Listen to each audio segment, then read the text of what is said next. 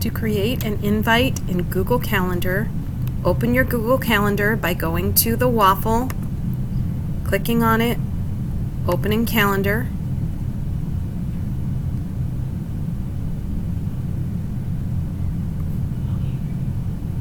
Click on the particular date. I'm going to change it to month. Click on the particular date that you want to create an invite for.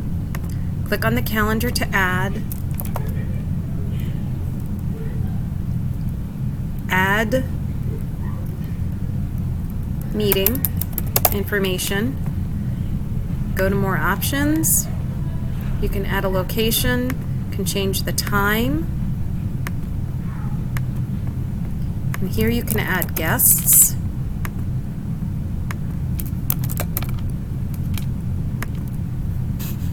You can allow them to invite others, see guest lists, and even modify. Once you have your guests added, you can click Save, and it will automatically generate an email to them when you click Send to invite them to their meeting. That is all there is to creating invites in Google Calendar.